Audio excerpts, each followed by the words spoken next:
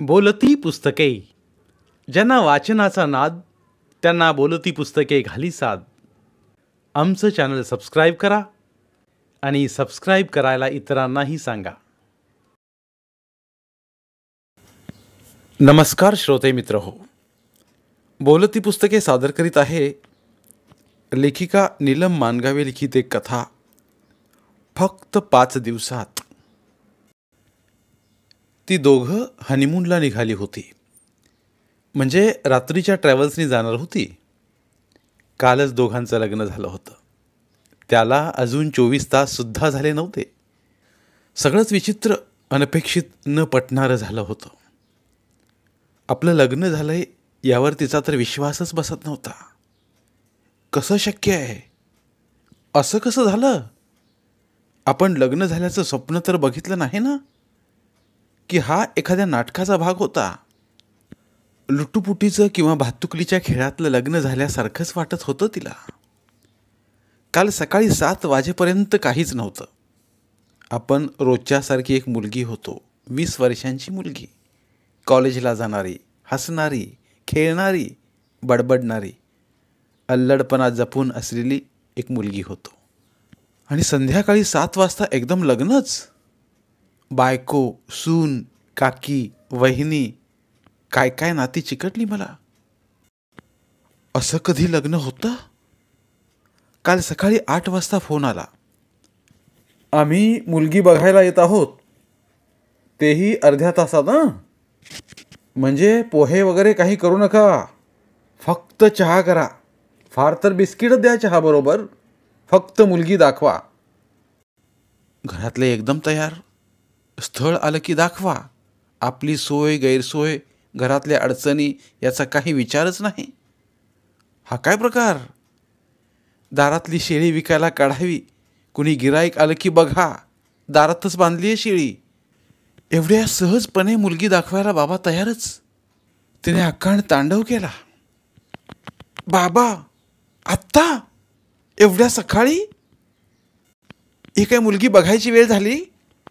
त्यांना सांगा दुपारी या म्हणून. तिच्या आईनंही तिची बाजू उचलून धरली. अहो, अजून घरातला केर सुद्धा काढला नाही, घर आवरलं नाही, आणि मुलगी दाखवायची कशी? आता अर्ध्या तासात आवरणार कसं सगळं? त्यात काय आवरायचं आहे? बाबा खेकसलेच तिचे. चहा तर करायचा आहे फक्त. घरात 4 बायका आहात, घर आवरायला किती वेळ लागतो? आई, आजी, वहिनी, काकी चौघी कामाला लागल्या. 15 मिनिटात घर चकाचक. 8:30 वाजता पाहुणे आले बघायला. बघायचा कार्यक्रम झाला अगदी 10 मिनिटातच. ना त्यानं तिला काही विचारलं, ना तिनं काही सांगितलं. तिला बोलायचं होतं त्याच्याशी, पण तसं काही झालंच नाही. तिला वाटलं त्याला पसंत नसेल म्हणून त्यानं काही विचारलं नसेल, नाहीतर बोलला असता. बरं झालं, दुसऱ्याची सोय न बघणारा नवरा आपल्याला नकोच. पण तसं झालं नाही. घराबाहेर पडल्याबरोबर त्यांनी सांगितलं, मुलगी पसंत आहे, तुम्ही लागलीच मुलाचं घर बघायला चला. का तर म्हणे मुलाची रजा संपत आली आहे, त्याच्याजवळ वेळच नाही. वैतागलीच मग ती. मग जा म्हणावं, पुन्हा रजा काढून ये. पण बाबा तयार. फोनाफोनी झाली, नुसती धावपळ, गडबड, गोंधळ. आत्या आली, मावशी आली, आणि गेले सगळे मुलाचं घर बघायला. आजी, वहिनी आणि ही तिघच घरात. 2 वाजता बाबांचा फोन आला. सगळं चांगलं आहे आणि लग्न आजच करायचं आहे. पम्मीला सांग काय आटपायचं ते आटपायला. आजी म्हणाली, पमे आटप, लग्न आजच करायचं आहे म्हणाला वसंत. पम्मी तर रडायलाच लागली. मला नाही करायचं लग्न, कर जा तूच. पम्मी चिडलीच. असं कुठं लग्न असतं का? सकाळी बघणं आणि संध्याकाळी लग्न? मी नाही करणार लग्न. बाबांना सांग, त्याला एवढी घाई असेल तर जा म्हणावं. अगे जुळून आलंय तर नको म्हणायला काय झालं? जुळून कसलं येतंय? वडून बांधायचं चाललंय. त्याला पसंत म्हणून लग्न, मला आवडले की नाही हे कोण बघणार? स्थळ चांगलं असल्याशिवाय तुझा बाबा तयार होतो का? त्याला आपल्या लेकीची काळजी नाही. असती काळजी तर मला विचारलं असतं तुला पसंत आहे का म्हणून. मला विचारायची सुद्धा गरज वाटली नाही कुणाला. डोकीवरचं ओझं खाली उतरवल्यासारखं चाललंय तुमचं. एवढी जड झाली का मी?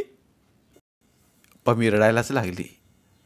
दादाचं लग्न ठरवताना किती वेळा किती जण विचारत होतात तुम्ही त्याला पसंत आहे का मुलगी म्हणून, आणि आत्ता साधं सांगितलंही नाही. मला विचारायचं लांबच राहिलं. मी बघितलं सुद्धा नाही त्याला सरळ. आम्ही बघितलंय, आजी म्हणाली. मुलगा चांगला आहे, उंचापुरा देखणं आहे, लाखातली नोकरी पण आहे म्हण बेंगलोरला.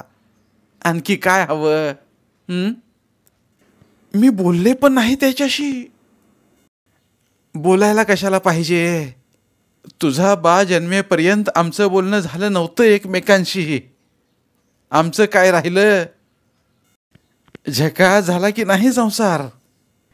नाही तेच थेरं आलेत सगळी. बोलायचं असतं तर पोरगा बोलला नसता काय?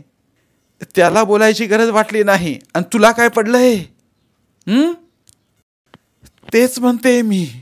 होणाऱ्या बायकोशी बोलावं सुद्धा वाटलं नाही त्याला. काही सांगावं, विचारावं, ऐकावं, एकमेकांना समजून घ्यावं, एकमेकांचे विचार पटतात का बघावं, असं त्याला वाटलं कसं नाही? तुमचा काळ वेगळा होता आजी, वेगळा होता. आजचा काळ वेगळा आहे. एवढ्या घाई गडबडीत लग्न का करतोय तो? काही चौकशी तरी करायला होती का नको? त्याची काय चौकशी करायची? अगं तो कसा आहे, काय आहे, दारुडा आहे का, त्याच्या काही भानगडी आहेत का, नोकरी तरी खरी आहे की नाही, काहीतरी खरं खोटं बघायला नको का? हे म्हणजे भलतंच झालं तुझं. अगं नाना तात्यांनी स्थळ आणलंय म्हणजे चांगलंच असणार. नाना तात्या खोटं कशाला बोलतील? नाना तात्या खरंच सांगत असतील, पण खरं काय ते त्यांना तरी माहीत असायला नको का? ते राहतात इथं, मुलाचे आईवडील सांगलीत, तो बेंगलोरला. तो काय आहे ते आपण बघायला हवं.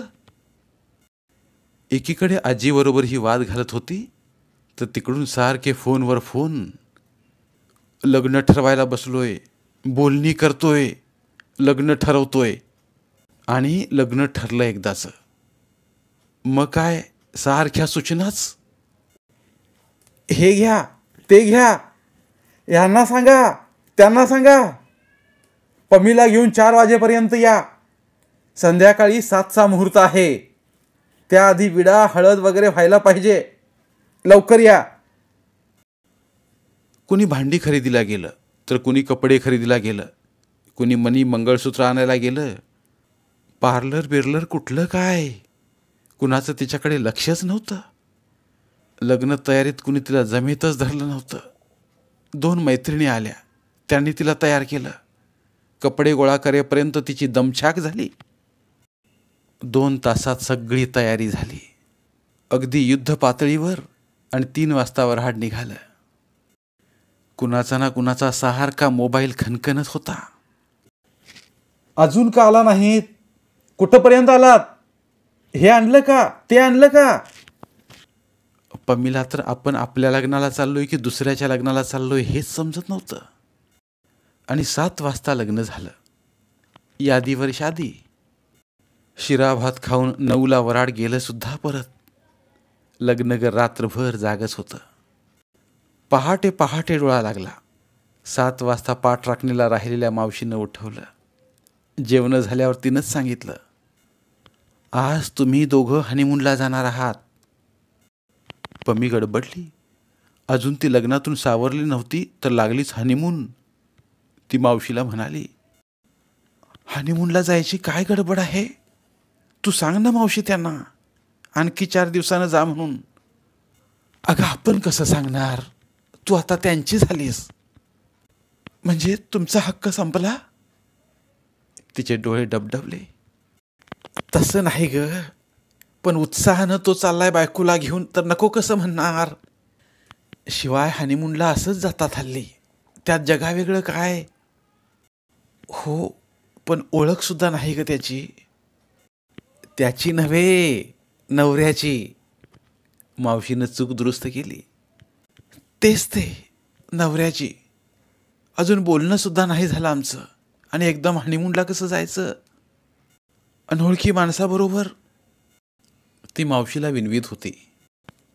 प्लीज मावशी, समजून घे मला आणि सांग त्याला, अजून मुलीच्या मनाची तयारी नाही असं म्हणावं. सगळं इतक्या गडबडनं झालं. सावरू दे तिला, सावरू दे तिला, एक 2-4 दिवसांनी जा म्हणावं मग. एवढ्यात तोच आत आला. भरली का बॅग, की मी काही मदत करू. तिने वळून पाहिलं. नवरा वाटलाच नाही, कुणी अनोळखीच वाटला. एखाद्या बस स्टँडवर बॅग उचलायला मदत करू का असं विचारणारा ती राहीत.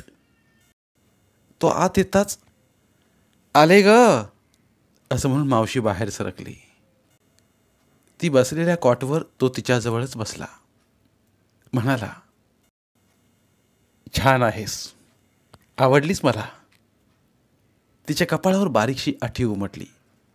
मनात आलं, छान वाटायला आवडायला मी काय बाजारातलं खेळणं आहे.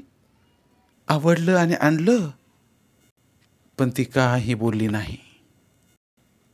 8:30ला बस आहे, ट्रॅव्हल्सचं बुकिंग केलंय, आपल्याला उदयपूरला जायचं आहे हनीमूनला. उदयपूर, ती एकदम बोलून गेली. हो, तो म्हणाला, मला खूप आवडतं उदयपूर. तिलाही ऐकून माहीत होतं.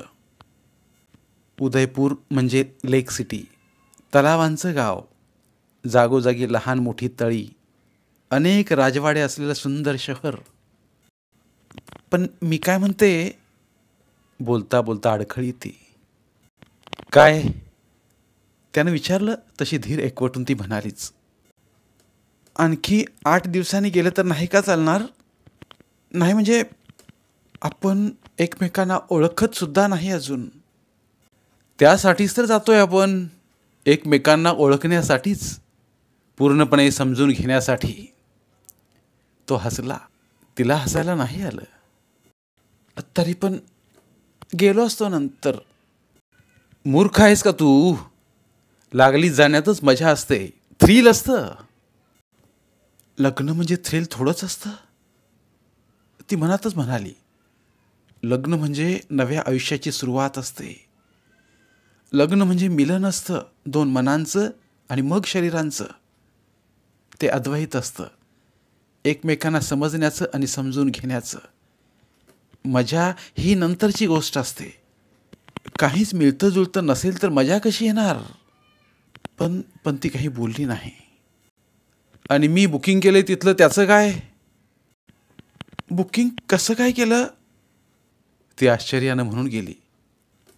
लग्न तर अचानक झालंय आपलं, मग मग बुकिंग मी करून ठेवलं होतं. आणि लग्न झालं नसतं तर. नसतं तर नसतं, तो खांदे उडवून म्हणाला. अनेक तारखांची बुकिंग करून ठेवली होती मी. लग्न झाल्याबरोबर पटकन जायला बरं. बुकिंग काय केव्हाही कॅन्सल करता येतं.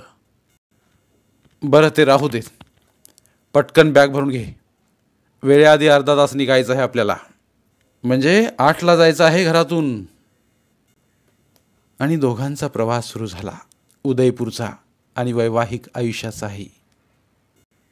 नवरा म्हणून त्याला स्वीकारणं अजून तिला अवघड जात होतं. दरवाजाजवळच्याच उजव्या बाजूच्या त्यांच्या सीट्स होत्या. हनीमून कपल म्हणून सर्वांचं लक्ष त्यांच्याकडे जात होतं. तिच्या हातातला हिरवा चुडा, त्याच्याजवळ बसण्यातलं नवखेपण लपता लपत नव्हतं. तो आरामात बसला होता. ती अस्वस्थच होती. नव्या नवरीचा फील अजून येत नव्हता. ती त्याच्यापासून अंतर ठेवून अंग चोरूनच बसली. तसा तो तिच्या बाजूला सरकला. ती अधिकच खिडकीकडे सरकली, पण मग जागा संपली. खिडकीच्या मर्यादेनं त्याला खेटून बसायला भाग पाडलं. नाईलाज झाल्यासारखी ती चुपचाप बसून राहिली. बसमध्ये बसलेल्या अनोळखी माणसाचा स्पर्श टाळण्याचा प्रयत्न केल्यासारखी. बस चालू झाली. गावाबाहेर पडली. बसने आता वेग घेतला. सगळे पॅसेंजर आपापसात बडबडत होते. गप्प होते ते हे दोघेच. लाईट्स ऑफ करताच ती घाबरली. त्याचा धक्का बसू लागताच आक्रसून जाऊ लागली. म्हणजे मुद्दाम नाही, पण तिचं शरीर आतल्या आत मिटल्यासारखं संकोचायला लागलं. त्याला ते समजलं. असं बरेच वेळा झालं. त्यानं मग आपला उजवा हात पाठीमागून तिच्या कमरेवरून सरकवत तिला आपल्याजवळ ओढलं. नवरा आहे मी तुझा, अशी परक्यासारखी काय बसली आहेस? तो तिच्या कानाशी म्हणाला. आपण दोघं एक होणार आहोत आता. उद्या रात्री आपला हनीमून, फक्त तू आणि मी. त्यानं तिला अधिकच आपल्याजवळ ओढलं. नवरा आहे, काय बोलणार? विरोधही करता येत नव्हता. ती फक्त म्हणाली, लोक बघतील ना. तो हसला, म्हणाला, कुणाला वेळ आहे आपल्याकडे बघायला? कोणी बघत नाही, आणि बघितलं तरी काय फरक पडणार आहे? तू माझी बायको आहेस, नवी कोरी बायको. बायकोबरोबर रोमांस करायला कुणाच्या बापाची भीती नाही. ती काही बोलली नाही. बाहेर बघत बसली. काही दिसत नव्हतं, फक्त रस्त्यावरून धावणारी वाहनं. तीही त्यांच्या लाईट्समुळे दिसत होती, बाकी काही नाही.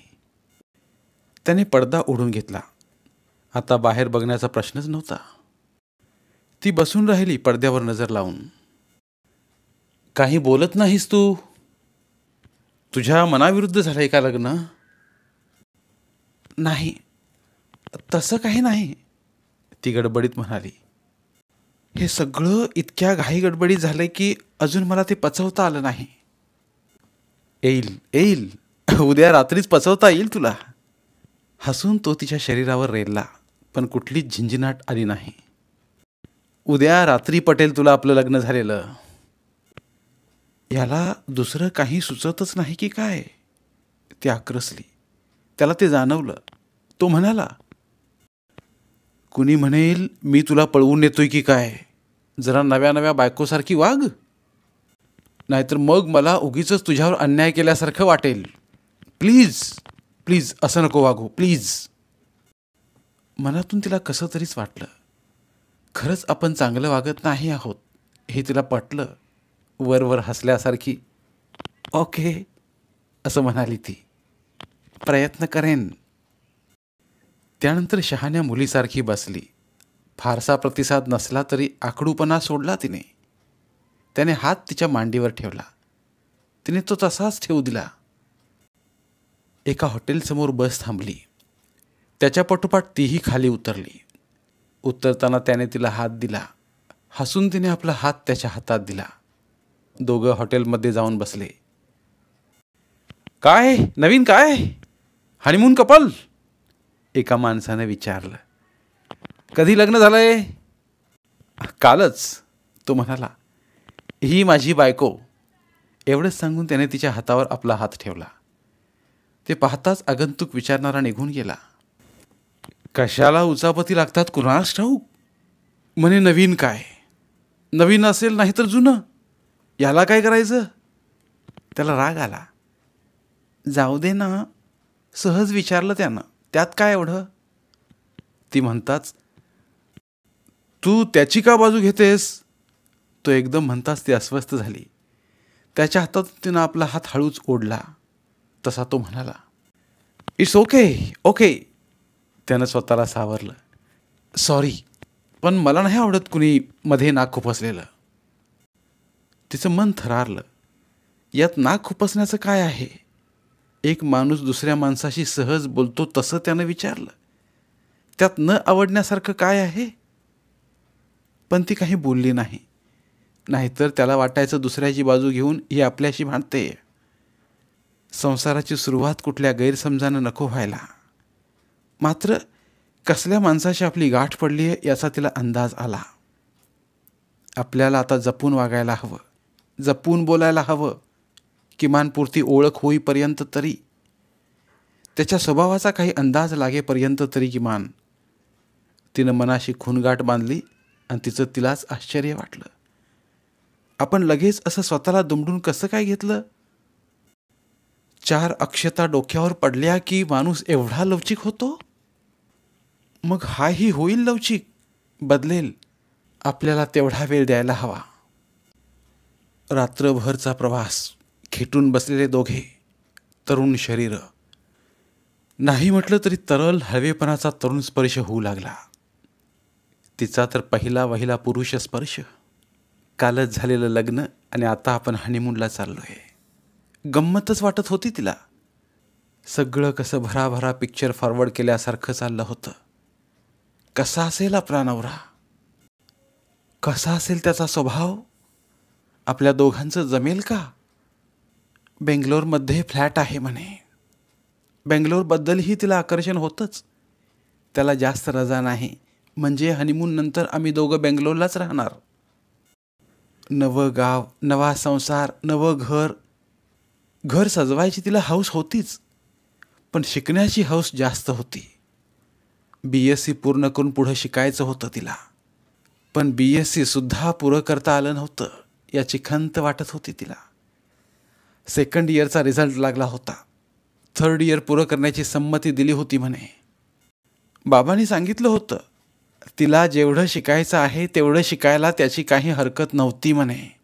हीच तेवढी चांगली गोष्ट होती. संध्याकाळच्या सुमारास उदयपूर आलं. उतरण्याचं ठिकाण आल्यावर, चला, तो म्हणाला. खूप कंटाळा आलाय प्रवासाचा. सामान जास्त नव्हतंच. त्यानं त्याची सॅक खांद्याला अडकवली. तिची बॅग हातात घेतली.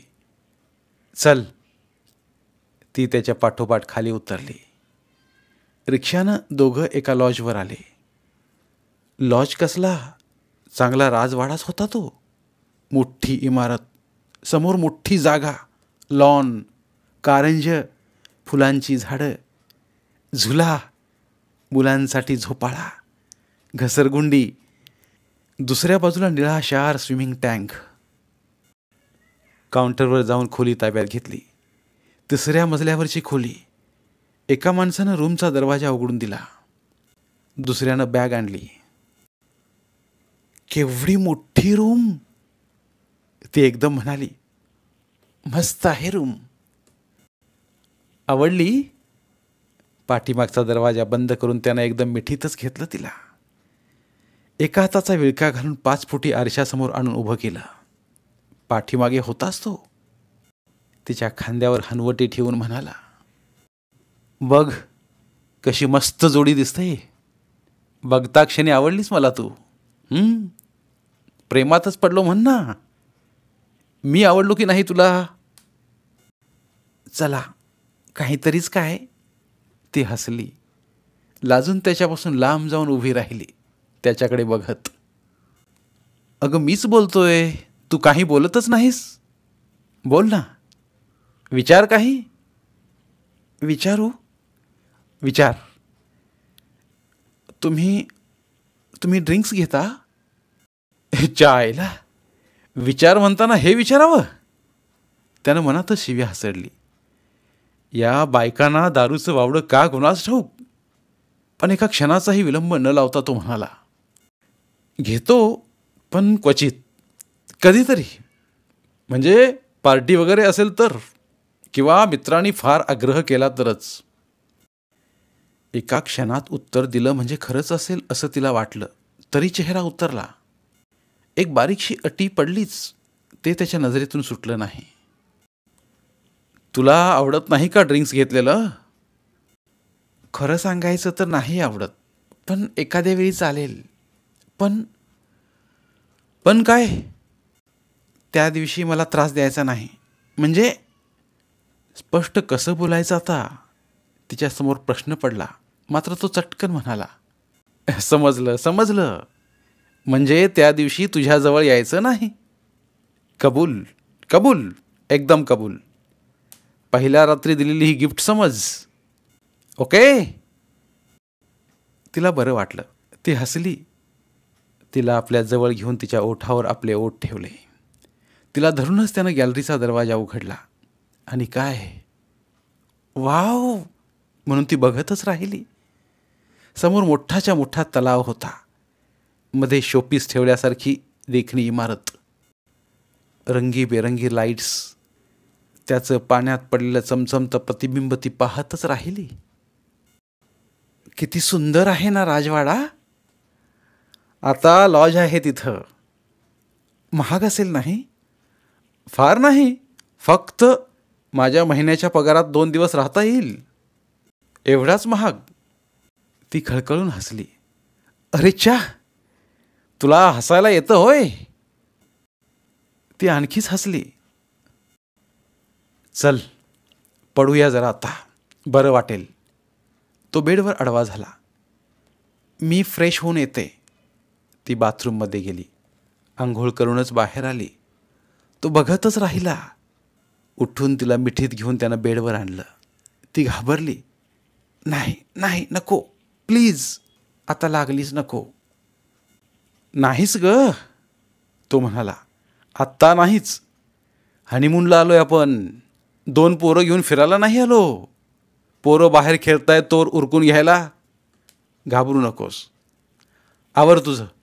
मी पण जरा फ्रेश होऊन येतो. मग जरा बाहेर फेरपटका मारून जेवण करूनच येऊया आपण. दोघं फिरून जेवण करून आले. रूमचं दार उघडताच तिचे डोळे विस्फारले. बघतच राहिली ती. बाहेर जातानाची रूम आणि आत्ताची रूम, किती किती फरक होता दोन्हीत. बेड, टेबल, खुर्ची, टिपॉय, आरसा असलेली ती फक्त रूम होती. आता त्या रूमचा महाल झाला होता. एक छोटासा महाल. बाहेरच्या तलावात शोभावासा महाल. फुलांनी सजवलेला बेड, भिंतींना केलेली दिव्यांच्या माळांची रोषणाई, रूमभर पसरलेला फुलांचा वेड लावणारा सुगंध, टिपॉयवर ठेवलेला ताज्या फुलांचा फ्लॉवर पॉट, कॉटच्या समोर टाकलेला उंची गालीच्या, आणि या सगळ्यावर गारूड करून राहिलेला मंद निळसर प्रकाश. ती शहारली, झंकारली. हनीमूनची वीज शरीरात चमकून गेली. मन एका तरल लाटेवर आरूढ झालं. लाजून पण प्रचंड ओढीनं तिनं नवऱ्याकडं पाहिलं. तिचे डोळे चमकले. तो हसला. तू आवर, तयार हो. मी येतोच 10 मिनिटात. कुठे चाललात? इथंच. असा गेलो आणि असा आलो. येतोच. तो बाहेर गेला. तिला समजेना. आवरायचं म्हणजे नेमकं काय करायचं, कसं तयार व्हायचं. पिक्चरमध्ये दाखवतात तसं नव्या साडीचा घुंगट ओढून फुलांच्या पडद्याआड कॉटवर बसायचं, की व्यवस्थित आवरून नाईट गाऊन घालून त्याची वाट पाहायची. साडी तर बरोबर आणलीच नव्हती. दागिने वगैरेही आणले नव्हते. मग साडी नेसून नटण्याचा प्रश्नच नव्हता. अंघोळ करावी तर आल्याबरोबरच अंघोळ केलेली. पुन्हा काय करायची? फ्रेश होऊन तिनं कपडे बदलले. मैत्रिणींनी आणून दिलेला छानसा हनीमून स्पेशल वाटावासा नाईट गाऊन घालून हलकासा मेकअप करून ती त्याची वाट पाहत बसली. आपल्या वैवाहिक आयुष्यातील पहिली रात्र, नव्या जीवनाची सुरुवात, नवऱ्याला सर्वस्व देऊन टाकण्याची उत्सुकता, भीती, लाज, संकोच वाटत असतानाही आतून एक ओढ वाटत होती. 10 मिनिटं होऊन गेली तरी तो आला नाही.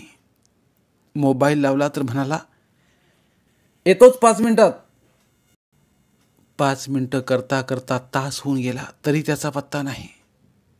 ती अस्वस्थ होऊ लागली. 12 वाजून गेले. आता तो फोनही उचलत नव्हता. घाबरलीच ती. काय करावं समजतच नव्हतं. काउंटरवर जाऊन चौकशी करावी का? पण रात्री 12:30 वाजता नवऱ्याची चौकशी कशी करायची? तिला राग आला. भीतीही वाटायला लागली. फोन का घेत नाही हा? फोन कुठे पडला? की त्याचा कुठे ॲक्सिडेंट वगैरे झाला? ॲक्सिडेंट व्हायला हा आत्ता बाहेर कशाला जाईल? मग का येत नाही हा? आणि फोनही घेत नाही. 50 वेळा तिनं खोलीत एरझाऱ्या घातल्या. गॅलरीचं दार उघडून पाहिलं. बाहेर नुसता लखलखाट. तिच्या मनात मात्र काळोख. काय करावं? घरी फोन लावावा का? नको, घरचे सगळे काळजी करतील. तिला रडायला यायला लागलं. सारखा मोबाईल करत राहिली. आता तर स्विच ऑफच. आता काय म्हणावं या माणसाला? वैतागलीच ती. एवढ्यात दार वाजल्याचा आवाज आला. तिनं पाहिलं, तोच होता. त्याला पाहतात हुश झालं तिला. किती उशीर! फोनही लागत नव्हता. किती घाबरले होते मी, ती म्हणाली. पण त्याच्यापर्यंत काही पोचलंच नाही. दार बंद करून तो आत आला. त्याला पाहताच ती हादरलीच. प्रचंड दारू पिऊन आला होता तो. तोलसुद्धा सरळ सांभाळता येत नव्हता त्याला. एकटक बघतच राहिली ती. काय बघतेस? तो म्हणाला. मी तुला आवरून बस म्हणालो होतो ना, आणि तू अशीच. त्याला नीटसं बोलताही येत नव्हतं. त्यानं तिचा हात धरून आपल्याजवळ ओढलं. चल चल, आज आपला हनीमून आहे ना. चल चल. नाही नाही, स्वतःला सोडवून घेत ती म्हणाली. नाही, उद्या उद्या, सोडा मला, सोडा. आज आज नको, उद्या उद्या. का? इथं आलोय कशाला आपण? म्हणून ओढून त्यानं तिला खाली पाडलं आणि जमिनीवरच्या कार्पेटवरच लुटलं. तिच्या अंगावरचा नाईट गाऊन उरबडून काढून तुटून पडला तिच्यावर. वाघानं झडप घालावी तशी झडप घालून संपवलं तिच्या स्वप्नांना. फुलण्याआधीच कुस्करून टाकलं तिला. चोळा मोळा केला तिचा. नंतर त्याला झोप लागली. झोप लागली म्हणण्यापेक्षा दारूच्या नशेत पडला तो. खाली कार्पेटवरच ती खुर्चीवर जाऊन बसली रडत रडत. अख्खी रात्र जागून काढली तिनं. सजवलेला बेड जणू हसत होता. दिव्यांच्या जीवघेण्या रोषणाईचा तर तिटकाराच आला तिला. चीड आली स्वतःची आणि बलात्कारी नवऱ्याची. हो हो, बलात्कारच हा, नवऱ्याने केलेला बलात्कार. असा असतो हनीमून? अशी असते पहिली रात्र? लाथा घालाव्यात, तुडवून काढावं त्याला, असं वाटलं तिला. पण लाथा घालण्यासाठी सुद्धा त्याला स्पर्श करावा वाटला नाहीत. परकेपणा अधिकच वाढला. रस्त्यावर पडलेल्या दारुड्याकडे पाहवत तशी ती पाहू लागली त्याला. हा आपला नवरा? छी छी. तोंड झाकून ती रडत राहिली. सकाळी 10 वाजले तरी तो तसाच कार्पेटवर पडलेला आणि ती खुर्चीवर, थकलेली थकलेली, अगदी ग्लानीत पडल्यासारखी. 11 वाजता त्याला जाग आली. तो उठला. बघतो तर आपण खाली जमिनीवर आणि ती खुर्चीवर. सजवलेला बेड तसाच. अजून पुरती उतरली नव्हती तरी सारा प्रकार त्याच्या लक्षात आला. तिच्या जवळ येऊन खाली बसून त्याने तिच्या पायावर हात ठेवला. तशी एकदम ती जागी झाली. पाय ओढून घेऊ लागली तसा. सॉरी, तो म्हणाला. सॉरी ग, सॉरी, खरंच सॉरी. चुकलंच माझं. मी काल घ्यायला नको होती इतकी. ती काही बोलली नाही. तिला भयंकर राग आला होता. विचारावं असं वाटलं, घ्यायला नको होती तर घेतलीस का? पण ती काही बोलली नाही. पहिला वहिला अनुभव, पहिली रात्र, किती संवेदनशीलतेनं घ्यायला हवी होती. किती असोशीनं घ्यायला हवं होतं सगळं.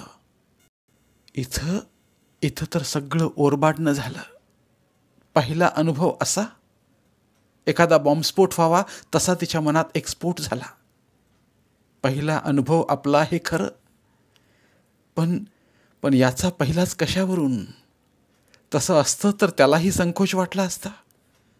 पहिला स्त्री स्पर्श, तिच्या देहाची पहिली ओळख, तोही कावराबावरा झाला असता, थोडा अडखळला असता.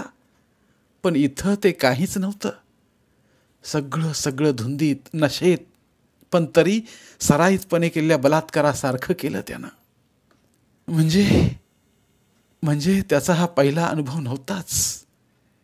वाटलं ओरडावं त्याच्यावर, ओरडावं, पण ती गप्पच, अगदी गोठल्यासारखी, असून नसल्यासारखी. सॉरी ग, सॉरी, खरंच सॉरी. असं नको करूस, चुकलं ना माझं, चुकलं. त्याने पुन्हा तिच्या पायावर हात ठेवले. ती झटकन उठली. काय करतोयस हे? एकदम एकेरीवरच आली ती. माफी मागतोय तुझी. पण तू तर म्हणाला होतास कधी तर पार्टी असली तर, किंवा मित्रांनी फारच आग्रह केला तर घेतो म्हणून. मग मग खोटं बोललास तू माझ्याशी. फसवलंस मला, फसवलंस. नाही नाही नाही फसवलं, तुझी शपथ.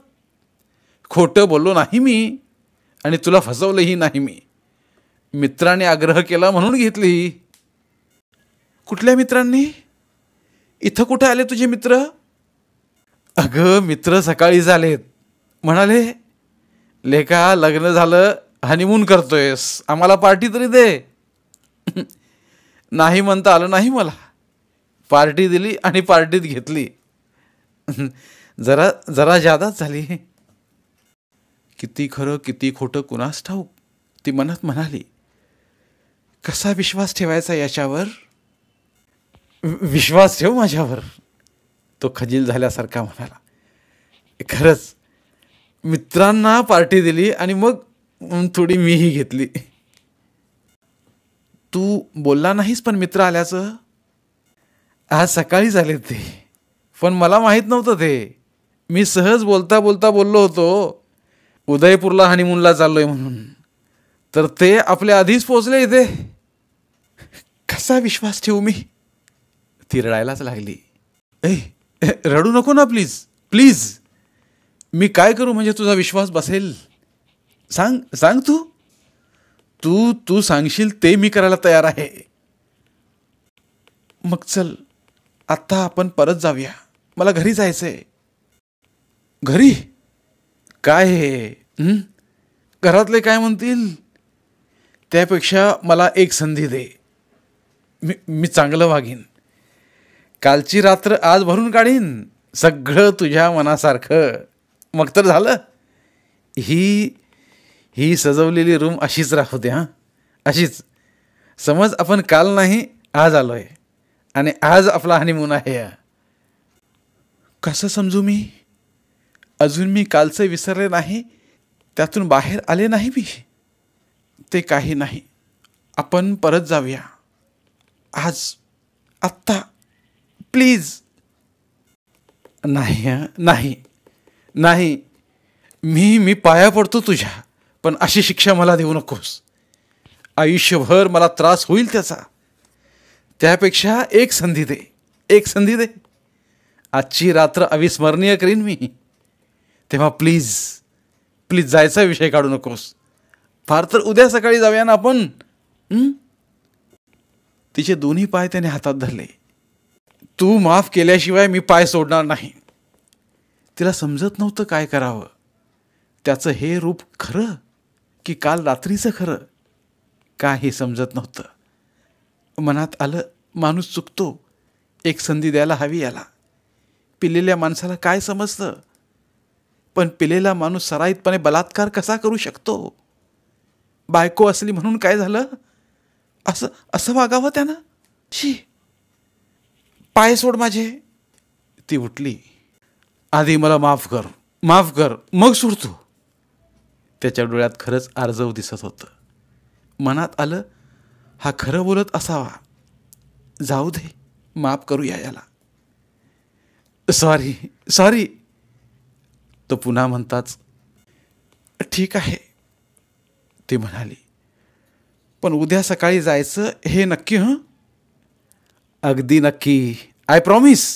उद्या जायचं, तुझी शपथ. दुपारनंतर दोघे बाहेर पडले. एक पॅलेस बघायला गेले. बरोबरच होते, पण ती अंतर ठेवूनच चालत होती. मनात अजून राग होताच. त्या रागातच ती इकडे तिकडे पाहत त्याच्याबरोबर चालत होती. पर्यटनासाठी खूप लोक आलेले. बऱ्यापैकी गर्दी होती. सगळीकडे माणसंच माणसं, स्त्री पुरुष लहान मोठे सगळेच होते. एंट्री तिकीट काढून दोघं गेटमधून आत निघाले. बरोबर बरेच होते. एवढ्यात एका माणसानं सगळ्यांना थांबवलं. म्हणाला, राजमहल में आपका स्वागत है. जो भी कपल है वो आगे आओ. हसत हसत अनेक नवरा बायको 2 पावलं पुढे आले. अब जो नए नए कपल है वो 2 कदम और आगे आओ. आपका स्वागत करना है.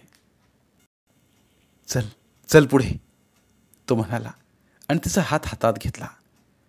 तिनं हात एका क्षणात सोडवून घेतला, अगदी सहज. आइये मेम साहब, आगे आइये. हेच दोघे नवे होते. दोघं पुढे आले. तो माणूस हसला, म्हणाला, ऐसे क्यों भाई, हाथ में हाथ डालो, कमर पकड़ो, नए नए मियाँ बीवी की तरह आओ. त्याने तिच्या कमरेभोवती हात टाकला. तिचं शरीर आपोआपच आक्रसलं. ते त्याला जाणवलं. किती वेळा स्वारी म्हणू, खरंच चुकलंय माझं. तो तिच्या कानाजवळ म्हणाला, सगळे बघतायत आपल्याकडं, जरा चेहरा हसरा ठेव. तिनं मग बळेबळेच हसू आणलं. हाँ अब अच्छा है, तो म्हणाला. अब देखो आपके स्वागत में दोनों तरफ से कैसी फुमारे बरसते हैं. त्याने पाण्याचा कॉक फिरवला आणि दोन्ही बाजूनी असंख्य कारंजी उसळली. तुषार सगळ्यांच्याच अंगावर पडायला लागले. किती किती रोमॅन्टिक होतं. आपण खरंच कुणी महाराणी असल्यासारखं वाटायला लागलं तिला. पण मनात आलं, महाराणीच्या नशिबी सुख असतंच असं नाही. महाराणीचा फक्त रुबाब, आतून काट्याशी सामना, उरावर सततची टांगती तलवार. मनातून नाराजच होती ती अजून. आइये महाराणी जी, आपका स्वागत है, तो म्हणतात सर्वांनी टाळ्या वाजवल्या. कारंजाच्या कमानीतून ती आत निघाली. पुढे जाऊन त्याने पटापट फोटो काढले. सगळं रोमॅन्टिक होतं, पण ते तिच्या मनापर्यंत पोहोचतच नव्हतं. ती प्रयत्न करत होती नॉर्मल व्हायचा, पण तिला नॉर्मल होता येत नव्हतं. दिवसभर फिरून रात्री 8 वाजता दोघं पुन्हा लॉजवर आले. रूममधील सजावट जशीच्या तशी होती. चल फ्रेश हो, आपण खाली जेवायला जाऊया. फ्रेश होऊन दोघं खाली डायनिंग रूममध्ये गेले. वेटर अगदी VIP ट्रीटमेंट देत होता. पाठीला कणा नसल्यासारखा अदब दाखवत होता. खरं तर हा व्यवसायाचाच भाग. सगळ्यांशी तो असंच वागत होता. तरी तिला बरं वाटलं. मध्यमवर्गीय मन एवढ्याशा गोष्टींनाही प्रसन्न होतं. तिला हसायला आलं. किती साध्या अपेक्षा असतात ना माणसाला. तुझ्या आवडीचं सांग, तो म्हणाला. आजचा दिवस तुझा. किती मनापासून बोलतोय हा. चला आपण माफ करून टाकूया याला. ती हसली. नाही, तुझ्या आवडीचं सांग, मी ते आवडीनं खाईन. नक्की? अगदी. ती पुन्हा छानसं हसली. त्यानं मग किती आणि काय काय ऑर्डर दिली ती बघतच राहिली. बापरे, ती म्हणाली. अरे किती मागवतोयस, कोण खाणार एवढं. जेवढं हवं तेवढं घे, बाकीचं राहू दे. आजची महाराणी आहेस तू. आहे नाही, होते तिथं. पण माझी महाराणी आहेसच ना. मग माझ्या महाराणीसाठी एवढं तरी करू दे मला. आजची रात्र अविस्मरणीय करायची आहे. तो हसला. तीही लाजली. जेवण झाल्यानंतर त्यानं पुन्हा आईस्क्रीम मागवलं. आईस्क्रीम खाता खाता तिनं स्वतःला समजावलं. सावर सावर स्वतःला, सावर, शांत हो. आजची रात्र खरंच अविस्मरणीय कर. कालची बोच शिल्लक राहायला नको. नव्यानं सुरुवात कर. पहिली रात्र समजून रिस्पॉन्स दे. हो. चला राणी सरकार, कमरेत वाकून कुर्निसात करून तो म्हणाला आणि आपला हात पुढं केला. तिनं आपला हात त्याच्या हातात दिला. वेटरला मोठी टीप देऊन कमरेत हात घालून त्यानं तिला वर आपल्या रूममध्ये आणलं. गॅलरीत जाऊन दोघं कितीतरी उशीर समोरचा जलमहाल पाहत राहिले, बोलत राहिले, हसत राहिले. चला 10 वाजून गेले, तो म्हणाला. हात धरूनच त्यानं तिला आत आणलं. गॅलरीचा दरवाजा बंद करून घेतला. आइये महाराणीजी. मुजरा घालत त्यानं तिला बेडपर्यंत आणलं. फुलांच्या माळा बाजूला सारून तिला बेडवर बसवलं. तो तिच्या शेजारीच बसला. कालचा सगळा प्रकार विसरून ती रोमांचित झाली. त्याच्या सुखद स्पर्शाची अनुभूती घेण्यासाठी आसुसली. जाणीवेने घेतला जाणारा पहिला पुरुष स्पर्श घेण्याची ओढ लागली. त्याने तिचा हात आपल्या हातात घेतला. एवढ्याच रूममधल्या दारावरची बेल वाजली. आत्ता कोण आलं कडमडायला?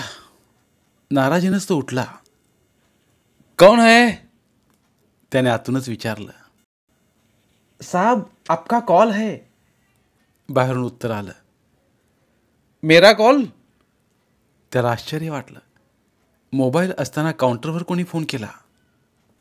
रूम का कनेक्शन जोड़ दो. साहब रूम का कनेक्शन खराब है, कोई प्रॉब्लम है कनेक्शन में, नीचे आकर कॉल लो. एवढे पैसे घेतात साले आणि सर्व्हिस नाही बरोबर. वैतागलास तू? आता हूँ. तो चिडलाच. काउंटरवर कुणाचा तरी फोन आलाय, बघून येतो. तो म्हणताच, तुमच्या मित्रांनी तर केला नसेल? ती घाबरलीच. नाही ग, मोबाईल असताना मित्र काउंटरवर कशाला करतील फोन? घरून आहे का कुणास ठाऊक. मोबाईल लागत नसेल म्हणून खाली केला असेल फोन. आलोच. घरून? बघा कुणाचा फोन आहे, ती म्हणाली. पण लवकर या हां, मित्रांनी पकडायच्या आत. ती हसली. आलोच. हसत तो निघून गेला. रोमांचित अवस्थेत ट्यूब बंद करून तिने निळसर झाक असलेला नाईट लॅम्प लावून ठेवला. रूम आता रोमॅन्टिक, मोहमयी दिसायला लागली. ती वाट पाहत बसली. फार वेळ वाट पाहावी लागली नाही. 5च मिनिटात तो आला. दरवाजा बंद करून त्यानं आतून कडी लावली. खाली वाकून मुजरा करतच तो तिच्याजवळ आला. त्याचा मूड ठीक आहे म्हणजे कुणाचा काळजीचा फोन नव्हता हे लक्षात आलं तरी. कुणाचा फोन? तिनं विचारलंच. काही न बोलता त्यानं तिच्या ओठावरून चेहऱ्यावरून आपल्या हातांची बोटं फिरवली. लाजून तिने पापण्या मिटल्या आणि सरळ त्याने तिला बेडवर आडवं पाडलं. हे काय? गडबड नको ना करू, ती म्हणत असतानाही तिच्या मानेवरून गळ्यावरून त्याने आपली बोटे फिरवायलाही सुरुवात केली. रोमांचित अवस्थेतही हा बोलत का नाही? मनात शंका येताच जवळच असलेलं लाईटचं बटन तिनं ऑन केलं. ट्यूबच्या प्रकाशात तिनं पाहिलं तर तो नव्हताच. दुसराच कोणी होता. कोण आहेस तू? घाबरून ती बाजूला झाली. कॉटवरून खाली उतरू लागली तसा तिचा हात धरून त्यानं तिला बेडवर पाडलं. ओरडण्यासाठी तोंड उघडायचाच अवकाश तिच्या तोंडावर उशी दाबून तो म्हणाला, ओरडू नको. मी तुझ्या नवऱ्याचा मित्र आहे. इथं काय करतोयस मग? तोंडावरची उशी बाजूला सारून ती धडपडत म्हणाली, लाज नाही वाटली मित्राच्या बायकोशी असं वागायला? त्यात लाज काय वाटायची? तो हसत म्हणाला, त्यानंच पाठवलंय मला म्हणून तर आलोय. खोटं आहे हे. ती ओरडू लागताच जोरात तिच्या कानफाटीत मारून म्हणाला, बोंबलू नकोस. हे आमचं आधीच ठरलेलं आहे. आमच्या 4 मित्रांची ही देवघेव आहे. काय देवघेव? हनीमूनची रात्र नवऱ्याची झाली की पुढच्या 3 रात्री बाकीच्या 3घांच्या. आमच्या 3घांच्या बायकांबरोबर त्यानं हेच केलंय. आता त्याच्या बायकोची पाळी. काल त्याचा हनीमून झाला, आज माझा, उद्या परवा आणखी 2घांचा. आता यातून सुटका नाही. जे आलंय ते आनंदानं घे. एन्जॉय कर. हो एन्जॉय कर. त्याला ढकलून ती कॉटवरून खाली आली. दरवाजाकडे झेप घेणार इतक्यात त्याने एका ढांगेत तिला पकडलं. जोरात लात घालून खाली पाडलं आणि काही वेळात दार उघडून तो निघून गेला. वेड लागायची पाळी आली. काही म्हणजे काही समजेच ना तिला. डोकं गरगरायला लागलं. मनाचा भडका उडाला. किती नालायक आहेत ही सगळी. त्यातला एक आपला नवरा. छी छी छी छी, किती फसवलो गेलो आहे आपण. आता उद्या 3रा, परवा 4था. नाही, असं होऊ द्यायचं नाही. आपण पळून जाऊया इथून आत्ताच्या आत्ता. अंगावर कपडे घालून तिने दरवाजा उघडण्याचा प्रयत्न केला तर दरवाजा बाहेरून बंद. दार वाजवायला तिनं सुरुवात केली. काही क्षणात दार उघडलं गेलं. तिला ढकलून तो आत आला. तिला आत ओढून त्यानं दरवाजा बंद केला. ढकलतच तिला कॉटवर ढकलून म्हणाला, झाला ना अविस्मरणीय हनीमून? नालायक, नीच, हरामखोर आहेस तू. तुला सोडणार नाही मी. मी मी साऱ्या जगाला ओरडून सांगेन. पोलिसात जाईन मी. ती बडबडत राहिली. Cool baby, cool cool. तो हसत म्हणाला, आता ओरडून काही उपयोग होणार नाही. तिघा मित्रांच्या बायकांनी सहन केलं तसं तूही कर. मी नाही सहन करणार. मग मर. त्यानं तिच्या थोबाडीत मारली. यात सहन न करण्यासारखं काय आहे? मी तुझा नवरा सांगतोय ना. कसला नवरा तू? नालायक आहात तुम्ही. निर्लज्ज आहात. स्वतःच्या बायकांना मित्रांच्या हवाली करता. छी. थुंकलीस ती त्याच्या अंगावर. लाज कशी नाही वाटत रे तुम्हाला? त्यात काय लाज वाटायची? त्या काळी पांडवांनी एक बायको 5 वाटली. आम्ही 4 बायका 4 वाटतोय. आलटून पालटून वापरतोय. त्यात काय एवढं? तू पण एन्जॉय कर. होईल सवय. काही गैर नाही त्यात. जगातल्या कितीतरी बायका हे करतात. तेही नवऱ्यांशी चोरून, त्याला न सांगता. इथं माझी परमिशन असताना तुला प्रॉब्लेम काय आहे? जास्त नाटकं करण्याचा प्रयत्न करू नकोस. पळून जाण्याचा तर विचारसुद्धा करू नकोस. सगळं रेकॉर्डिंग केलंय. Live recording. तुझं काय होईल बघ. त्यातूनही पळून जायचा प्रयत्न केलास तर माझ्याशी गाठ आहे, हे विसरू नकोस तू. त्या तिघांच्या बायकांनीही प्रयत्न केला होता पळून जायचा, पण नाही जमलं. आता व्यवस्थित नांदतायत त्या. काय चांगला संसार करतायत. तुझंही होईल चांगलं. फक्त एवढी ॲडजस्टमेंट कर.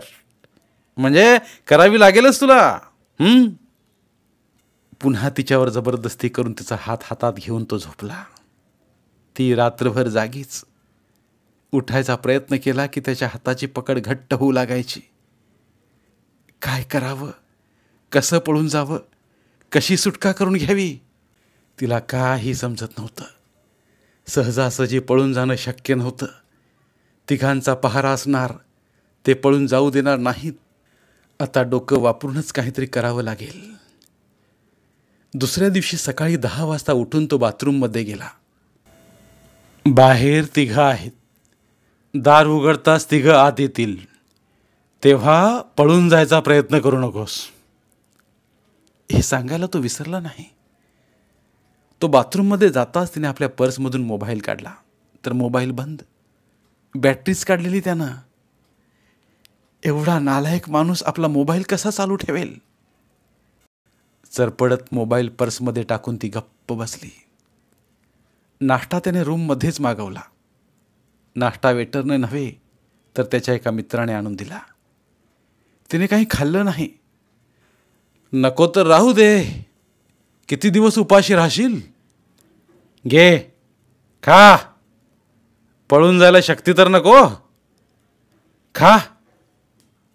तरी तिनं काही खाल्लं नाही. नाश्ता करून तो म्हणाला, चल आपण फिरून येऊया. नाही, ती रागानं म्हणाली, मला कुठेही जायचं नाही. मला घरी जायचं आहे, आत्ताच्या आत्ता. ते कसं शक्य आहे? घरी तर जायचं आहेच, पण आणखी 2 दिवसांनी. फक्त 2 दिवसांनी. त्या दोघांची वसुली झाल्यावर. नालायक भडव्या. ती ओरडताच त्याने तिच्या थोबाडीतच मारली. चल बाहेर. नाटकं करू नकोस. नाही, मी नाही येणार. ठीक आहे. खांदे उडवून तो म्हणाला, त्या तिघांना पाठवतो रूममध्ये तुझ्यावर वॉच ठेवायला, आणि मी जातो. माझं काय? तिनं विचार केला त्या तिघांबरोबर राहण्यापेक्षा याच्याबरोबर इथून बाहेर पडलेलं बरं. कदाचित पळून जायची संधी बाहेरच मिळेल. तेवढ्याच आशेने ती तयार झाली. दोघं बाहेर पडले. बायकोवर अतिशय प्रेम असल्यासारखा त्यानं तिचा हात आपल्या हातात गच्च धरून ठेवला. जवळजवळ तिला खेटूनच चालायला लागला तो. त्याच्यापासून बाजूला सरकत तिने हात सोडवून घ्यायचा प्रयत्न करताच तो म्हणाला, तुझा हात प्रेमानं नव्हे, तू पळून जाऊ नयेस म्हणून धरलाय. तेव्हा गपगुमान चल. नाटक करू नकोस. त्याचा काहीही उपयोग व्हायचा नाही. दिवसभराचा वेळ काढायचा होता. दोघं रस्त्यावरून उगाचच फिरत राहिले. कितीतरी उशीर. पायात गोळे यायला लागले तिच्या. पोटात काही नव्हतं. शरीर थकलं होतं. मन भयभीत होतं. प्रचंड ताण होता मनावर. चालून चालून डोळ्यांसमोर अंधारी यायला लागली. मला चक्कर येते म्हणून ती रस्त्यावर खालीच बसली. येणारच. सकाळपासून काही खाल्लं नाहीस. चल काहीतरी खाऊन घे. त्यानं ओढतच तिला जवळच्या हॉटेलात नेलं. तिला खायला घातलं. संधी मिळाली तर पळायला खरंच अंगात त्राण पाहिजे या हेतूनं तिनं पोटभर खाऊन घेतलं. बिल देतानाही त्याने तिचा हात सोडला नव्हता. वाटलं तिला ओरडावं, दंगा करावा. लोक गोळा होतील, पोलीस धावून येतील, मग याचा सगळा पोल खोलावा. तिच्या मनातलं समजल्यासारखा तो म्हणाला, उगाच ओरडून लोकांना गोळा करण्याचा प्रयत्न करू नकोस. काल रात्रीचं रेकॉर्डिंग मित्राने आत्तापर्यंत एडिट केलं असेल. त्यात तुझा विरोध दिसणार नाही. तुझं ओरडणं ऐकायला येणार नाही. तर हसत हसत तू रिस्पॉन्स दिल्याचं दिसेल. काय कोणी विश्वास ठेवणार नाही तुझ्यावर. अगदी तुझे आई वडीलही. उगाच आयुष्यातून उठशील. त्यापेक्षा सगळं स्वीकार. संसार सुखाचा होईल. काही म्हणजे काही कमी पडणार नाही तुला. अत्याधुनिक तंत्रज्ञानाचा तिला प्रचंड राग आला. इथं काहीही करता येऊ शकतं. कुठलंही कुठंही जोडता येऊ शकतं. तंत्रज्ञानाचा किती घाणेरडा दुरुपयोग करतायत ही नालायक लोक. कसल्या लोकांची गाठ पडली आहे आपली. आता कशी सुटका करून घ्यायची. काय करायचं आता. आपण वेगवेगळ्या पुरुषांना हसत हसत रिस्पॉन्स देत आहोत. लैंगिक संबंध खुशीने ठेवत असल्याच्या क्लिप्स त्यांनी सोडल्या तर बापरे. तिला खूप असहाय्य वाटायला लागलं. त्या तिघांच्या बायकाही अशाच अडकल्या असतील. आपणही त्यातलेच होणार की काय. लग्न, नवरा, संसार कशाला काही अर्थच राहिला नव्हता. रस्त्यावर आता खूप गर्दी झाली होती. गर्दीतून तो तिला ओढत नेत होता. एवढ्यात पाठीमागून येणारे लोक पुढं पळत जायला लागले आणि सगळेच पळायला लागले. तिचा हात त्याच्या हातात. अशाही परिस्थितीत तो हात जराही सोडत नव्हता. उलट त्याची पकड अधिकच घट्ट झाली. पळ लवकर, चल. पाठीमागून आरडाओरडा, घोषणा, आरोळ्या ऐकायला यायला लागल्या. गर्दीचं रूपांतर चेंगराचेंगरीत व्हायला लागलं. सगळेच पळत होते जीव घेऊन. चल पळ लवकर, फास्ट. तो तिला ओढत म्हणाला. काही गडबड झाली वाटतं. आता काही खरं नाही. पळ पळ. कितीतरी उशीर दोघं पळत होते. सगळा रस्ताच पळत होता. कुणाचा पायपोस कुणाला नव्हता. भराभर रस्त्यावरची दुकानं, हॉटेल्स बंद झाली. वाहनं फोडली जाऊ लागली. लोकांना मारलं जाऊ लागलं. सापडेल त्याच्यावर हल्ला. एकच हल्लकल्लोळ उठला. एवढ्यात त्याच्या हातातून तिचा हात सुटला. संधी मिळता त्याच्यापासून लांब होत गर्दीतून वेडी वाकडी पळायला लागली ती. थांब थांब म्हणत तिचा पाठलाग करण्याचा तो प्रयत्न करत होता. थांब रांडे, थांब. तो चिडून ओरडला पण त्याचा आवाज दंगलीनं खाल्ला. आता तिच्या पायांना भयंकर वेग आला होता. पळ पमे, पळ पळ. आतला आवाज येताच तिने आणखी वेग घेतला. मुख्य रस्त्याला दुसरा एक रस्ता फुटलेला दिसताच त्या रस्त्याने ती आत गेली. या रस्त्यावरही लोक पळत होतेच, पण मुख्य रस्त्या एवढी गर्दी नव्हती इथं. तिथून एका बोळात घुसली ती. तिथून दुसऱ्या बोळात. त्याचाच काय कुठलाच आवाज इथं फारसा येत नव्हता. इथं फारसे लोकही नव्हते, धावपळही नव्हती. ती पळत आलेली बघताच एका म्हाताऱ्या माणसानं तिला थांबवलं. विचारलं, कहाँ से आई है? महाराष्ट्र से. ती म्हणताच, आ अंधारा अंधारा. त्याने तिला बोलावलं, आत घरात नेलं. आत अनेक बायका होत्या. बैठ. त्याने एका खुर्चीकडे बोट दाखवलं. ती बसली. आतून श्वास लागला होता. छाती धडधडत होती. नजर कावरी बावरी, अस्थिर. भीतीने ठाव सोडला होता. एका बाईने पाण्याचा ग्लास समोर धरला. आधाशासारखं तिनं एका दमात पाणी पिऊन टाकलं. और कोण है साथ में? तोंडात आलं तिच्या, मेरे पती है. पण तिनं स्वतःला सावरलं. तसं सांगितलं नाही. त्याला शोधून आपल्याला पुन्हा त्याच्या ताब्यात देतील म्हणून तिनं आपलं बोलणं बदललं. जिभेवरून पती शब्दाला आतल्या आत ढकलून ती म्हणाली, मैं अकेली आई हूं स्टडी करने. स्टडी? म्हाताऱ्या माणसानं आश्चर्यानं विचारलं. एक पोरगेलीशी बाई महाराष्ट्रातून स्टडी करण्यासाठी आले हे त्याला पचवणं अवघड होतं की काय कोण जाणे. त्याने विचारलं, क्या स्टडी कर रही है? रजवाड़ी की, यानी कि पैलेस की. तिने सांगितलं. उदयपुर में खूब सारे पैलेस है ना, और पैलेस अच्छे भी है, इसलिए आई हूं.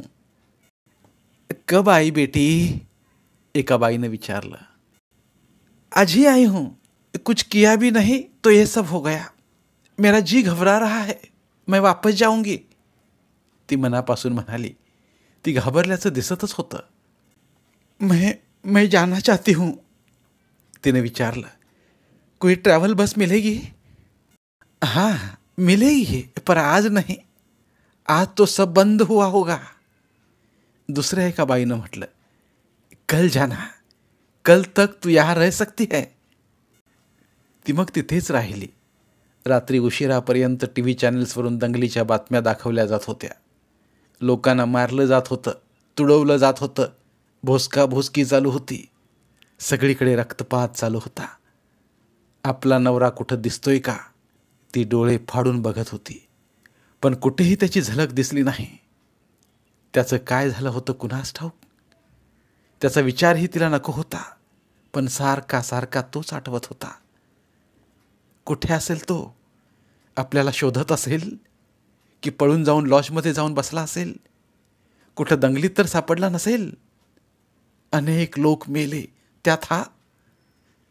ती शहारली, पण आतलं मन म्हणालं, मरू दे मरू दे, मेला तर बरंच झालं. एक घाण तरी जाईल जगातली. जीव हलका झाल्यासारखा तिने श्वास सोडला. ती रात्र तिथेच राहिली. रात्रभर झोप अशी नाहीच. गर्दी, पळापळ, त्याने गच्च धरलेला हात. पहिली रात्र, दुसरी रात्र, ते घाणेरडे स्पर्श, त्याचं मारणं, त्याचं नाटकी वागणं, 1.5 दमडीचं ते लग्न. ती नुसती तळमळत होती. 3 दिवसांपूर्वी आपण कोण होतो, कशा होतो? आपण आपल्या आईबापाजवळ सुरक्षित होतो, आणि हे काय झालं? काय वेळ आली ही आपल्यावर? बाबा किती घाईघाईने निर्णय घेतला. आपल्या पोरीला पोटच्या गोळ्याला देताना जरा सुद्धा विचार केला नाहीत. ज्या पोराला आपण मुलगी देणार आहोत त्याची चौकशी करण्याचीही तुम्हाला गरज वाटली नाही. असं करतात का पोरीचं लग्न? पोरगी एवढी जड असते का बापाला? पोरीचं लग्न करून मोकळं होण्याची इतकी का घाई होते बापाला? सारखी या कुशीवरून त्या कुशीवर. बेटी आराम से सो जाओ. खोलीत झोपलेल्या आजीनं तिला म्हटलं. कुछ नहीं होगा, कल जा सकती हो तुम. दुसऱ्या दिवशी संध्याकाळी पोलीस संरक्षणात काही लॉंग रूटच्या गाड्या सोडत असल्याचं सांगून आजोबांनी तिला ट्रॅव्हलच्या गाडीत बसवून दिलं. घरातून बाहेर जाण्याआधी विचारलं, आपका सामान किधर है, लेके जाएंगे? नहीं, कोई जरूरत नहीं, तिने गडबडीनं सांगितलं. बस कपडे है और कुछ नहीं, अगले हफ्ते आऊंगी तो ले लूंगी. आजोबांना खरं वाटलं. खोटं वाटण्याचा काही प्रश्नच नव्हता. घरी पोहोचल्यावर फोन करायला सांगायला ते विसरले नाहीत. आपला नंबर दिला त्यांनी. त्यांच्या सुनेने तिचा डबाही बांधून दिला. उदयपुरातून गाडी बाहेर पडल्यावर सोबत येणारी पोलिसांची गाडी निघून गेली. गाडीनं वेग घेतला. पिंजऱ्यात कोंडून ठेवलेल्या पाखराला मोकळं सोडल्यासारखं वाटलं तिला. स्वातंत्र्याची हवा लागताच, स्वातंत्र्याचा श्वास घेता येताच तिला एवढं मोकळं वाटलं की थकलेल्या मनाला ग्लानी आली. डोळे मिटले तिने. अख्ख्या प्रवासभर ती जणू झोपेतच होती. ती घरी परत आली तेव्हा घरात माणसं जमली होती. रडारड सुरू होती. हिला समजेना ह्यांना रडायला काय झालंय. ती पाहतच राहिली. गर्दीत ती आल्याचंही कुणाच्या लक्षात आलं नाही. आई, काय झालंय? पुढं होऊन तिनं विचारताच, तू तू कधी आलीस? अहो अहो पमी आली, पमी. तिची आई आनंदानं आणि आश्चर्यानं म्हणाली, देव पावला म्हणायचा. दंगलीत सापडली नाहीस तू? तिच्या बाबांनी विचारलं. तू तू कशी आलीस?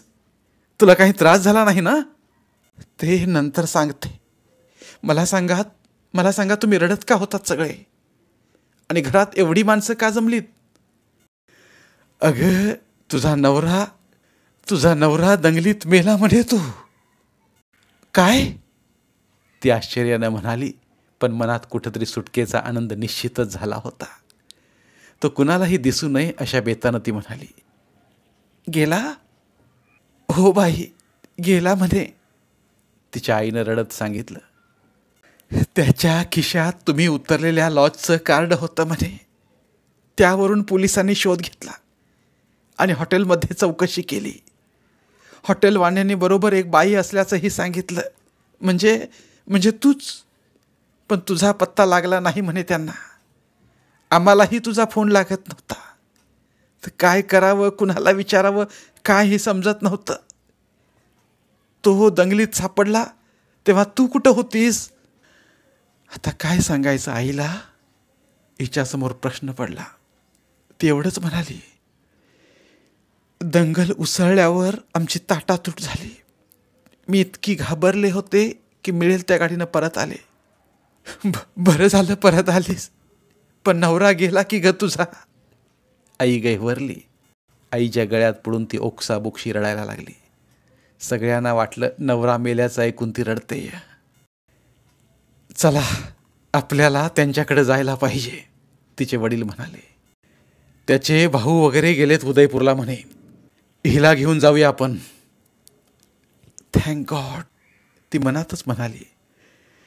बरं झालं दंगलीनं सुटका केली आपली, नाहीतर काही खरं नव्हतं आपलं. तिला घेऊन तिचे आई वडील त्याच्या घरी गेले. पोचायला संध्याकाळ झाली. त्यांना बघताच क्षणभर रडारडी थांबली. एखाद्या मेलेल्या व्यक्तीला समोर बघावं तसे सगळे आश्चर्यानं बघायला लागले तिच्याकडे. तू कधी आलीस? कुणीतरी आश्चर्याने विचारलं. आजच आली आहे ती, तिच्या आईनं उत्तर दिलं. आली आणि आम्ही लागलीच घेऊन आलोय तिला इकडे. त्याला सोडून तू आलीस कशी ग? त्याच्या बहिणीनं विचारलं. आपल्या नवऱ्याला न शोधता तू परत कशी आलीस? त्याला शोधावं असं वाटलं नाही तुला? माझा भाऊ गेला त्याचं काही नाही. तो दंगलीत सापडला आणि तू आलीस पळून? कसली बाई आहेस तू? माझ्या पोराला खाऊन आली आहे ग ती. बाहेर काढा तिला. पांढऱ्या पायाची हडळ आहे ती हडळ. घालवा तिला घरातनं. माझा पोरगा गेला. आता इथं काय काम आहे तिचं? तिला वाटलं ओरडून सांगावं तिच्या पोराचं कर्तृत्व, पण ही सांगायची वेळ नव्हती आणि ते कुणाला पटलंही नसतं. ती आपल्या आईला म्हणाली, आई चल जाऊया. असं कसं जाता येईल ग? त्याला आणायला गेलेत. आणेपर्यंत राहायला पाहिजेत आपल्याला. कशा बोलतायत बघ त्या मला. दुःखात बोलतायत ग त्या. ते मनावर घेऊ नकोस. तुझा नवरा होता तो. जरा गप्प बैस, बोलू नकोस. प्रसंगाचं गांभीर्य बघ. कोणत्या प्रसंगाचं गांभीर्य? ती म्हणाली. तिच्या आईला वाटलं अति दुःखानं पोरगी असं बोलतीय. काय बोलतीये ते तिचं तिला समजत नाही. गप आलंय ते घ्यायला पाहिजे आता. घेतलंय ग मी, ते घेतलंय. तू तू बैस बघू, खाली खाली बैस. तुला काही समजेन असं झालंय. तिच्या आईनं तिला खाली बसवलं. ती पण तिला धरून बसली. तिच्या अंगाचा भडका उडाला होता. जीव घुसमटत होता तिचा. आतल्या आत आक्रंदत होती ती. का म्हणून राहू मी त्याच्यासाठी? कोण होता तो माझा? का या बायकांचं ऐकून घ्यायचं मी? त्यांना दुःख झालंय आणि मला मी जळते. उद्ध्वस्त केलंय त्यानं मला. माझा अपमान केलाय त्यानं. असल्या विकृत माणसासाठी मी का थांबायचं? वाटलं आईला सोडून निघून जावं, पण आईनं हात घट्ट धरून ठेवला होता तिचा. सगळे रडत होते, तिचे आई बाबा सुद्धा. तिला मात्र जरा सुद्धा रडायला येत नव्हतं. वाईट सुद्धा वाटत नव्हतं. नुसता दगड झाला होता तिचा. अख्खी रात्र अशीच गेली. दुसऱ्या दिवशी सकाळी 10 वाजता कराडजवळ पोचल्याचा कोणाला तरी फोन आला. तासात 1.5 तासात पोचतील असा. तसा रडारडीचा जोर वाढला. अर्धा गाव लुटला. घरात लोक मावत नव्हते. रस्त्यावर ही गर्दीच गर्दी झाली होती. कुठल्याही क्षणी गाडी येईल. सगळे वाट बघत होते. फोन लावत होते. तिकडूनही फोन येत होते. अखेर 12 वाजता त्याची डेड बॉडी आणली. चेहऱ्यासह सगळं शरीर पांढऱ्या कपड्यात घट्ट बांधलेलं होतं. चेहरासुद्धा दिसत नव्हता.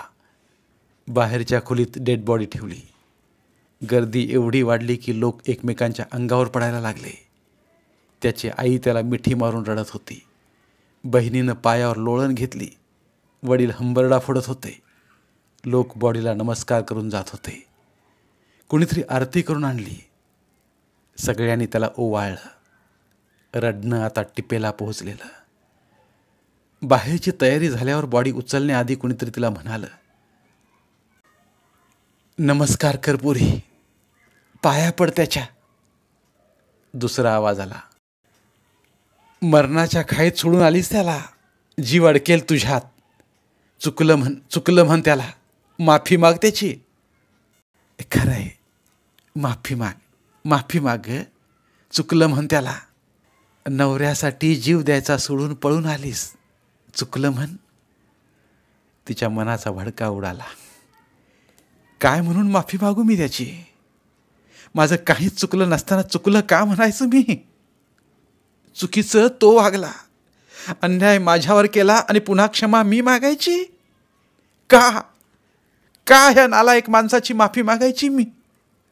मरून तो जणू शहीद झाला आणि गुन्हेगार मी. खरं तर लाथा घालून तुडवायला पाहिजे याला सगळ्यांनी, पण नमस्कार करतायत सगळे. पळून जावंसं वाटलं तिला. पळून जायला जागा नव्हती. एकटक ती पाहत राहिली. मनात आलं, तोंड दिसत नाही. हा नवराच आहे हे खरं कशावरून? हा कुणी दुसराच असला आणि तो पुन्हा परत आला तर? अंगभर शिरशिरी आली. घाबरायला झालं तिला. तोंड तरी दाखवा हो मला, त्याची आई रडत म्हणायला लागली. आणि दाखवा पोराचं तोंड दाखवा माऊलीला, कुणीतरी म्हणालं. खरोखरच मग चेहऱ्याला गुंडाळलेलं कापड सोडलं. रडण्याचा आकांत उडाला. तिचा जीव भांड्यात पडला. तोच नालायक. चला आटपा, कुणी म्हणताच. पमे, पाया पड. माणसं खोळंबलीत. तिच्या आईनं तिचा दंड धरून तिला पुढं नेलं. त्याच्या बॉडीसमोर तिला वाकवलं. ती तोंडातल्या तोंडात पुटपुटली. बरं झालं, सोडवलंस मला न्याय मिळाला आणि तुला शिक्षा मिळाली. तुला नमस्कार करावा एवढी तुझी लायकी नाही. आणि माफी मागायला मी काही गुन्हेगार नाही. गुन्हा तू केलास, तू. शिक्षा तर तुला मिळायलाच हवी. दंगलीनं तुला शिक्षा केली. तुला तुझी जागा दाखवली. तुझी बायको म्हणून फरफटण्यापेक्षा विधवा होणं किती चांगलं आहे. मी आनंदात जगेन आता. जा तू. मृत्यूदंडाची शिक्षा मिळाली आहे तुला. हो, पण लक्षात ठेव, मी मी माफ केलं नाही आहे तुला. दुःख याचंच होतंय की मला हे ओरडून सांगता येत नाही आहे कुणाला. घ्या उचला पोरीला, कुणीतरी म्हणालं. कसं सहन करेल बिचारी, केवढा डोंगर कोसळलाय तिच्यावर. तिच्या आईनं दंड धरून तिला उठवलं, उठवून बाजूला आणलं. डेड बॉडी नेताच, चल आई, ती म्हणाली, मला राहायचं नाही आहे इथं. अगं असं कसं, 12 दिवस राहावं लागेल तुला इथं. 12 दिवस? घाबरू नको, मी राहीन तुझ्याबरोबर. मला एक क्षणही राहायचं नाही आहे. तू येतेस की मी जाऊ एकटी? अगं अगं लोक काय म्हणतील, काय म्हणायचं ते म्हणू देत. चल चल आधी. तिच्या आईची पंचायत झाली. तिला रागावताही येईना आणि तिला घेऊन जाताही येईना. ती तर ऐकेच ना. उगाच लोकांसमोर तमाशा नको म्हणून तिच्या आईनं त्याच्या वडिलांना सांगितलं, पोरीला खूप धक्का बसला आहे, आम्ही घेऊन जातो तिला, उद्या येतो पुन्हा घेऊन. तिच्या आईनं सासऱ्याची माफीही मागितली. म्हणाली, माफ करा, ही वेळ नाही तिला न्यायची, पण पण काय करणार, तिला सहन होत नाही हे सगळं. तिला सावरायला काही दिवस लागतील, तुम्ही समजून घ्या. तिचे सासरे काही बोलले नाहीत, पण त्यांनी विरोधही केला नाही. घरी गेल्यानंतर तिच्या आईनं तिला आधी आंघोळ घातली. स्वतः आंघोळ करून नवऱ्यालाही आंघोळ घातली. सगळ्यांच्या आंघोळी झाल्या. ती खोलीत चुपचाप बसली होती. तिचे बाबा चिडलेच होते तिच्यावर. खोलीत येऊन ते म्हणाले, लागलीच कशी आलीस तू निघून? जरा तरी शहाणपणा आहे की नाही? प्रेत निघाल्याबरोबर आलीस? सासूला सुद्धा भेटली नाहीस तुझ्या? लोक तरी काय म्हणतील ग? जरा तरी अक्कल वापरायची. आपल्याला काहीही न विचारता, कसली चौकशीही न करता बाबांनी एवढं चिडावं? तिला रागच आला. आपली मुलगी असं वागणाऱ्यातली आहे का, एवढा तरी विचार करायचा होता त्यांनी. चहाचा कप घेऊन आत आलेल्या आईनंही तोच प्रश्न उपस्थित केला. पमे, किती गडबड केलीस यायला? लोक तर काय म्हणतील ग? तुम्हाला लोकांचीच पडली, माझी नाही. ती ओरडलीच आईला. लोक काय म्हणतील यापेक्षा मी काय म्हणते ते ऐका ना जरा. तिचा अवतार बघून आई वडील दोघे गप्पच बसले. सॉरी बाबा, सॉरी, ती म्हणाली. मला ओरडायचं नव्हतं, पण सगळं सहनशक्तीच्या पलीकडे झालंय मला. मी तरी काय करू मी? अगं लग्न झाल्याबरोबर असं होणं हे सहनशक्तीच्या पलीकडचंच आहे, हे समजू शकतो मी. पण असं तडकाफडकी? बाबा, नवरा गेल्याचं दुःख नाही मला. तो जगला असता तर दुःख झालं असतं. दंगलीनं वाचवलं आपल्याला. तिनं मग सगळं सांगितलं, काहीही न लपवता. तिचे आई बाबा बघतच राहिले. विश्वास नाही ना बसत? पण हे सगळं खरं आहे. आत्ता मला सांगा, अशा माणसासाठी मी का रडावं? का राहावं त्याच्या घरात? तिच्या आईनं पटकन बाहेरचा दरवाजा लावून घेतला. आता कुणाला सांगू नको. तिच्या जवळ येऊन तिची आई म्हणाली, त्याची शिक्षा त्याला मिळाली. पुन्हा कुणीच तिला तिकडं जायला सांगितलं नाही. 8 दिवस ती घरातच बसून होती. आई वडील धीर देत होते, समजावत होते, खाऊ पिऊ घालत होते. आई तर तिच्यापासून हलत नव्हती. स्वयंपाक करताना बरोबरच घेऊन जायची, तिच्याजवळच झोपायची. यातून बाहेर पड म्हणायची, विसरून जा असं म्हणायची. पण तिला ते विसरता येत नव्हतं. फक्त 5 दिवसात केवढं रामायण घडलं होतं. 12व्याला तिकडून बोलावणं आलं. ती नकार द्यायच्या आधीच तिचे बाबा म्हणाले, तिकडं जाण्याऐवजी BSc लास्ट इयरचा फॉर्म भरून येऊया चल. झालं ते चांगलं झालं. आता नव्यानं जगायला सुरुवात कर.